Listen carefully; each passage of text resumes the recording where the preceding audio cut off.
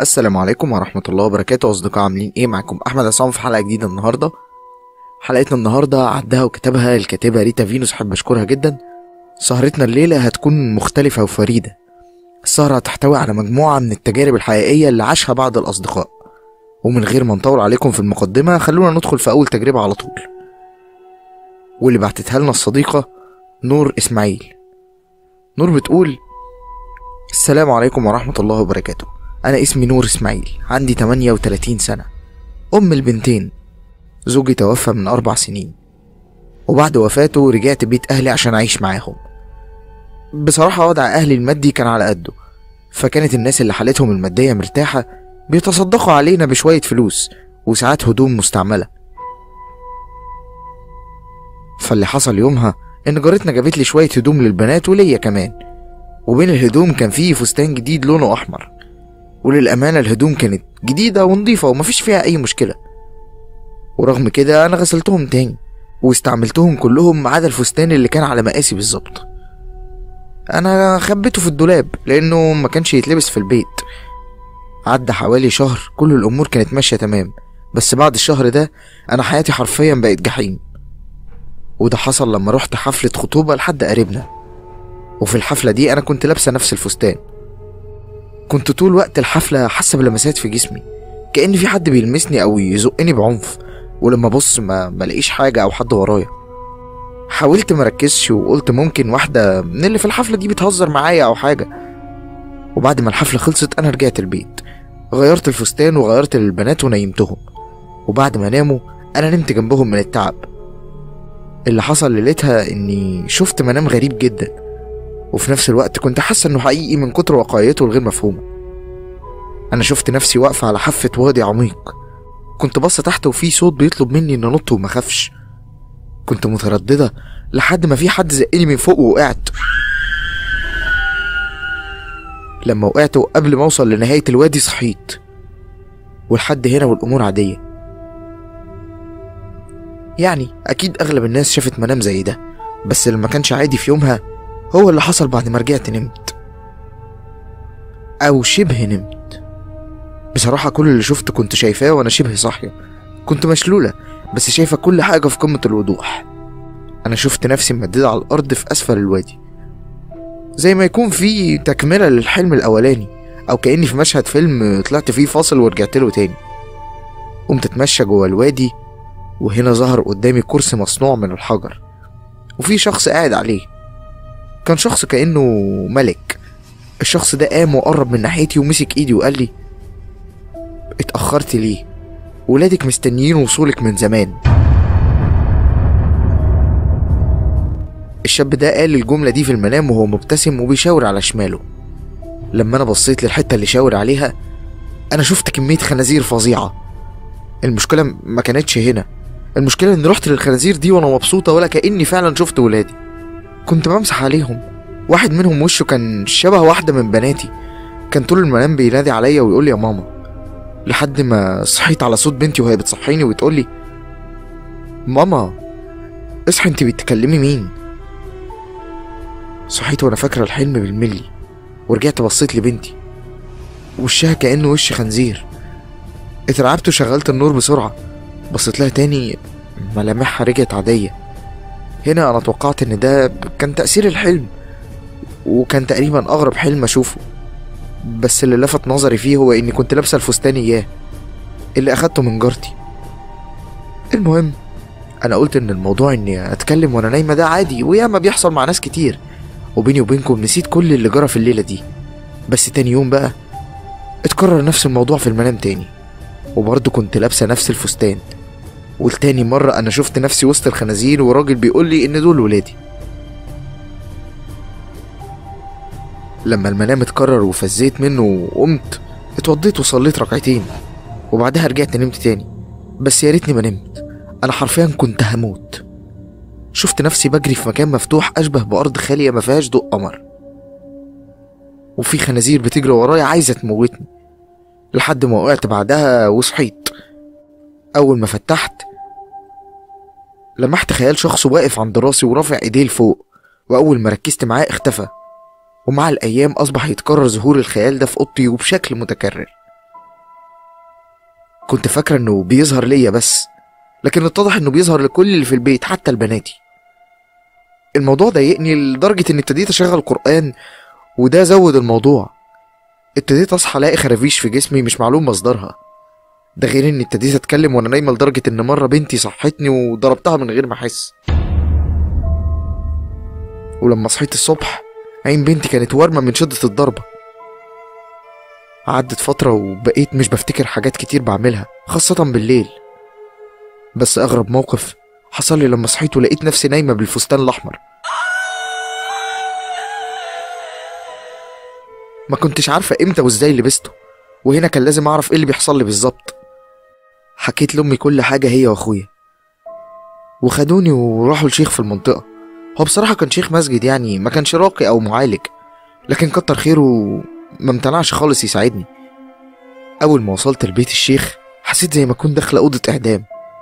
حسيت برهبة وخوف عمري ما حسيت بيها من قبل كده. وأول ما الشيخ ابتدى الرقية يا دوب حط إيده على راسي بس، حسيت زي ما يكون حط صفيح سخن على دماغي. الحرارة اللي كنت حاسة بيها ما كانتش عادية، كنت بصرخ من شدة الألم. أخويا وأمي كانوا ماسكيني بس أنا كنت ولا أكني 10 رجالة في بعض، كنت بضرب فيهم بفترة. والله لدرجة إني ما كنتش مصدقة إن فيا كل القوة دي. مش هقول لكم إني ما كنتش واعية وإن اللي حصل غصب عني، لا أنا بالفعل كنت بستلذ بضربهم، وكانت عندي رغبة إني موتهم كمان. حقيقي لازمني شعور فظيع أول مرة أحس بيه. بعد ما الشيخ شاف منظري ده نده على مراته وبنته يمسكوني، وهنا قدروا يسيطروا عليا لحد ما هو يخلص قراية. وحصل وهو ابتدى يقرأ من هنا، وأنا ابتديت أشوف نفسي جوه نفس الوادي اللي شفته في المنام، وبنفس الفستان الأحمر. وشفت نفس الكيان واقف قدامي وهو متبهدل من الضرب وحواليه خنازير ميتة. كان بيقول لي هو اللي بعتني، هو اللي طلب مني، أنا ماليش ذنب، هو هددني إنه يقتل ولادي. الكيان استمر يردد كلماته دي لحد ما فجأة اختفى والدنيا ضلمت. هنا فتحت عيني وأنا ممددة وبحضن أمي وبسحب نفسي بالعافية وكأني كنت غرقانة. أخويا وأمي شكروا الشيخ ده وبعدها خدوني للبيت. فضلت اليوم ده وبعد جلسة الرقية تقريبا نايمة 5 ساعات متواصلة. لما صحيت كنت مرتاحة لأول مرة من فترة طويلة. سألت أمي في يومها عن اللي حصل لي في الجلسة، وهنا كان ردها كالآتي: يا بنتي قولي ايه اللي ما حصلش، انا لما بفتكر شكلك عند الشيخ بخاف منك، انت اتحولتي لواحدة تانية، حتى صوتك ما كانش صوتك. حسبي الله ونعم الوكيل في نعيمة، ربنا ينتقم منها الهي. امي قالت كده وما كنتش فاهمة ايه علاقة نعيمة بالحالة اللي مريت بيها. على فكرة نعيمة دي هي جارتي نفسها، صاحبة الفستان الأحمر، وحسب اللي عرفته من الشيخ إن الفستان كان معمول عليه عمل تسليط جن عاشق، وإنه بعد ما خادم السحر نطق على لساني اعترف بكل حاجة. أنا وقتها ما صدقتش إن نعيمة هي اللي ممكن تكون أذتني، إلا بعد فترة لما جوزها جه يطلب إيدي. أنا رفضت وطردته، كان يستحيل إن أخون صاحبتي، هي كانت طيبة معايا، بس هي وبسبب خوفها على جوزها عملت لي السحر ده عشان تخلي جوزها يكرهني. كنت هقول إن ده يمكن يكون مش حقيقي ومجرد وسوسة شياطين، بس من يوم ما حرقت الفستان زي ما الشيخ طلب مني وأنا حالتي بقت أحسن الحمد لله. ومن وقتها بطلت أخد حاجات مستعملة أو أثق في حد مهما كان طيب وكلامه معسول. هي دي حكايتي، لا زودت حرف ولا نقصت. شكرا. نيجي دلوقتي ننتقل للتجربة التانية. حابب أفكركم إن حلقة النهاردة تجارب حقيقية بالكامل.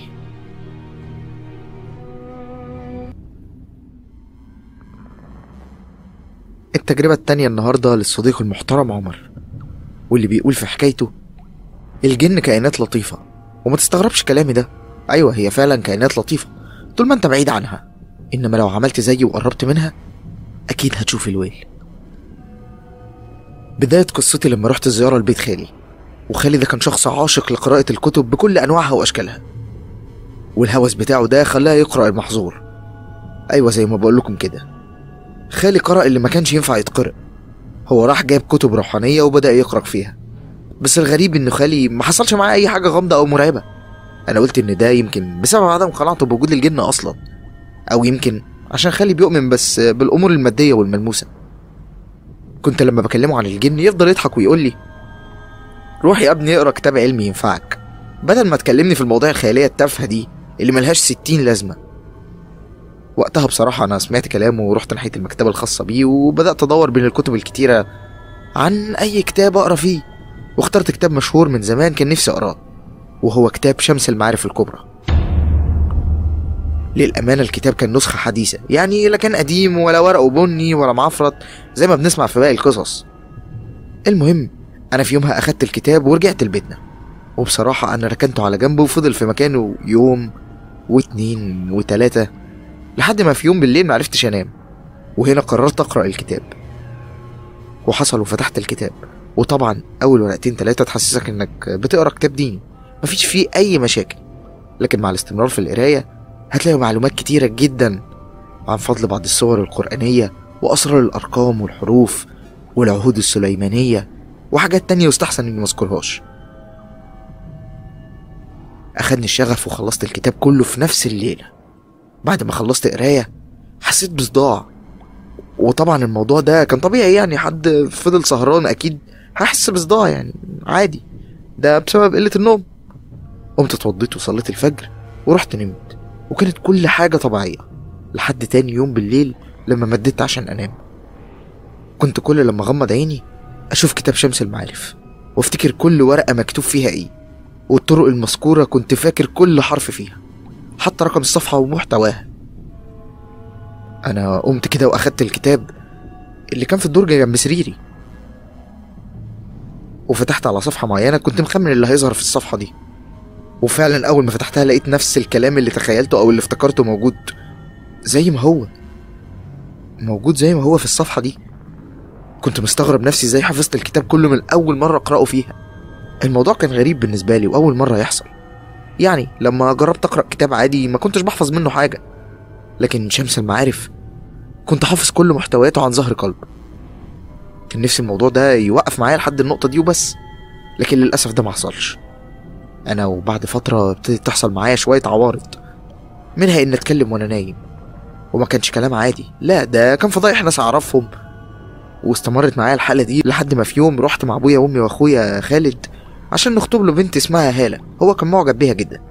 بعد ما دخلنا وسلمنا على أهل العروسة قعدنا نتعرف على أهل البيت. هنا عروسة أخويا دخلت تقدم العصير، وعينك ما تشوف إلا النور. أول ما لمحتها اتملكتني حالة من الضحك الهستيري الغير مبرر، وابتديت أقول لها هو أنت هالة اللي كنتي في المطبخ من شوية وبتكلمي جاركم محمود وتطلبي منه الإذن عشان تروحي تزوري خالتك العيانة؟ طيب مش كان المفروض تاخدي الإذن من خالد، يعني باعتبار إنه هيكون جوزك المستقبلي، ولا إيه رأيك يا خالد؟ أول ما قلت كده البنت ارتبكت ولونها اتخطف، ومش بس البنت، أمها كمان كان حصل معاها نفس الموضوع. هنا أخويا قام من مكانه وهو بيطلب مني إننا نمشي. خالد خرج وهو ملامحه مش بتتفسر. بعد ما مشينا مسافة في العربية خالد سألني بفضول: أنت تعرف محمود منين؟ وإزاي عرفت إن هالة كانت بتتكلم معاه؟ بصراحة أنا ما كانش عندي رد، لأني وقتها ما كنتش مسيطر على لساني خالص. كنت بسأل نفسي نفس السؤال: مين محمود ده؟ وهنا شرحت لأخويا إني ما كنتش في وعي لما عملت اللي عملته في بيت هالة، وإن اللي حصل كان خارج عن إرادتي. وسألته عن سبب خروجه من بيت هالة بالشكل ده، وهو في يومها حكالي وقال: أنا اتعرفت على هالة دي من فترة، كانت بتيجي المحل بتاعنا هي وأمها، وبدأت تحسسني إنها معجبة بيا، وبعد ما قربنا من بعض قالت لي إنها كانت بتحب واحد اسمه محمود، بس أبوها ما كانش موافق عليه بسبب إن محمود ده كان صايع ومش بتاع جواز وكده، والمفروض إن هي أنهت علاقتها معاه من زمان، بس اتضح النهاردة إنها كانت بتكذب وإنها لسه بتكلمه، وشاء ربنا إنها تتفضح على إيدك يا عمر، أو يا شيخ عمر بقى. شيخ عمر. من الحادثة دي وكل البيت بدأ يلقبني بالشيخ عمر، وأنا بصراحة حبيت الموضوع، واللي زاد عليه هو قراري إن أتعمق أكتر في كتاب شمس المعارف. يعني في البداية كنت بقرأ من باب العلم بالشيء، بس مع الوقت فكرت استفاد أكتر من الكتاب ده. يعني من الآخر كده فكرت أنفذ أي خطوة تطلب مني مقابل إن أحصل على قوة أكبر. ولأني وقتها كنت حافظ أجزاء الكتاب رحت مباشرة للفصل السادس، واللي كان بيتكلم عن الخلوة والاعتكاف لأجل الوصول للعلويات حسب ما هو مذكور. بعيدا عن ذكر خطوات الاعتكاف، أنا نفذت شروط الخلوة، ومن وقتها ابتديت أشوف الجن ومحدش يقول لي إن ده مستحيل، وإن ربنا قال: يروكم من حيث لا تروهم. أنا على فكرة عارف المعلومة دي كويس، بس اللي انتم مش عارفينه هو إن الجن بيشوف أبناء جنسه بكل سهولة، وده بيحصل لما الخادم يلبس أي إنسان. الإنسان ده هيشوف بعينين غير عينيه، هيشوف كل حاجة عن العالم الآخر بعيون الجن اللي جواه. وأنا ومن يوم ما قرأت الكتاب وأنا حاسس إني شايف حاجات كتيرة غيري غافل عنها. بسمع أفكار الناس، أو الأصح بتجسس عليهم من خلال النظر لعيونهم بس. الطريقة دي بتخليني أتواصل مع القرين بكل سهولة، وده يسمح لي أعرف مين فيهم ممسوس، مين محسود، مين متسلط عليه جن. بس بيني وبينكم معرفة الحاجات دي كان ليها تمن، وتمن غالي جدا. أنا للأسف الشديد بعدت كليا عن الصلاة وقراءة القرآن، بعدت خالص عن أي حاجة ربنا بيحبها. ومن وقت ما قريت الكتاب وعملت الخلوة وكل أحوالي اتغيرت، بقيت حد تاني معرفوش. ده غير إنه بدأ يظهر لي شخص اسمه دهار، بيظهر دايما بالليل. كان بيكتفي بالوقوف قدامي لثواني وبعدها يختفي. كان الوحيد اللي تحسه مترقب وحذر جدا، وكأنه مستني يعمل حاجة أنا مش عارفها ولا فاهم إيه هي. هيئة دهار كانت عادية، إنسان عادي، بس الاختلاف كانت في نظرة العين وشكلها ولونها. شكله كان مخيف ومقبض. المهم، عدت أيام وأنا على حالي لحد ما أمي توفت. الصدمة هي اللي فوقتني. كنت بودع أمي بدموعي وأنا بنزلها القبر، دفنتها بإيدي أنا وأبويا وأخويا. رجعت البيت محبط ومخنوق، كنت بسحب النفس وكأني بسحب سكاكين بتقطع في صدري يوم وفاة أمي. كان يوم طويل وممل وكئيب، عدى ببطء شديد خالص. وبنفس اليوم وبعد ما الليل ليل، النوم هرب مني. كنت ممدد على السرير وأنا في قمة حزني، كنت بعيط. وهنا ظهر دهار قدامي كالعادة يعني، بس المرة دي هو ابتسم. كانت ابتسامة مش مفهومة معناها ايه بالظبط، مش عارف.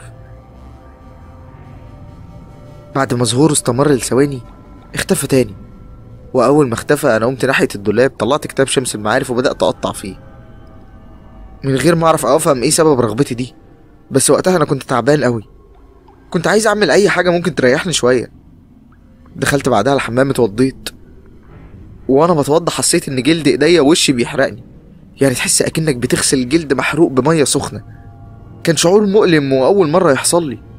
خرجت من الحمام ورحت ناحية الصالة اللي كانت فاضية، فرشت السجادة بنية الصلاة وقلت الله أكبر. بعد الكلمة دي فضلت واقف مكاني من غير حركة. حسيت ببرودة ضربت كل حتة فيا، ما كنتش قادر أتحرك أو أعمل أي حاجة. فضلت واقف مكاني وأنا بتراش لحد ما اتجسد قدامي ظل إبليس.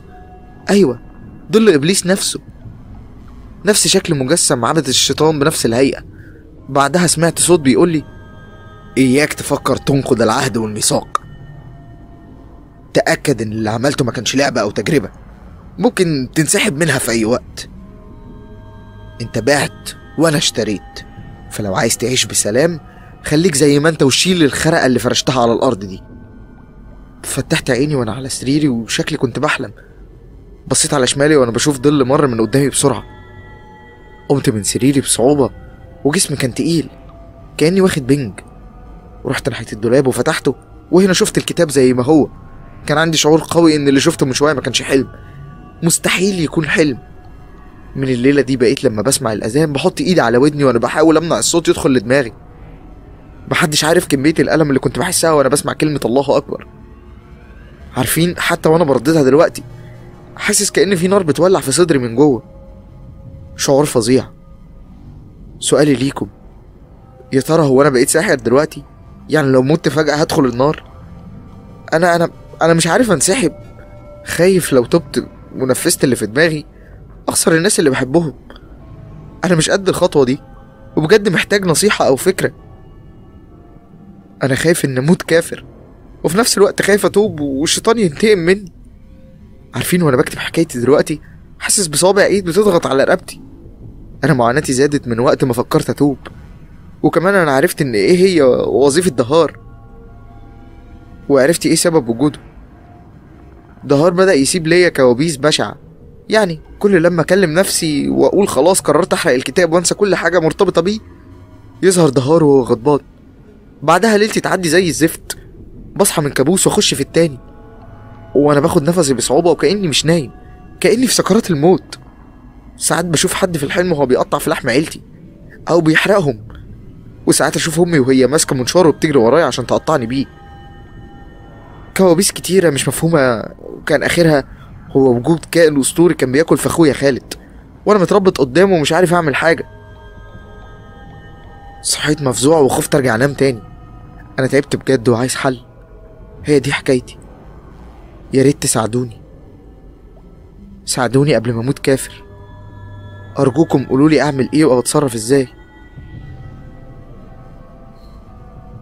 لحد هنا تكون خلصت تجربة عمر. الله يكون في عونك يا عمر فعلا. مسك بإيمانك، هو المنجي الوحيد للمهالك دي كلها. ربنا معاك ويقويك. لو حد عنده نصيحة مختلفة يقدر يكتبها لعمر في الكومنتات. ننتقل بقى معاكم لآخر تجربة النهاردة من الصديقة خديجة. خديجة بتقول من 5 شهور بس أنا ارتبطت بشخص مطلق، والشخص ده كان اسمه علاء. كان إنسان خلوق ومحترم وعشرته حسنة، وده اللي ظهر لي بعد ما اتجوزنا.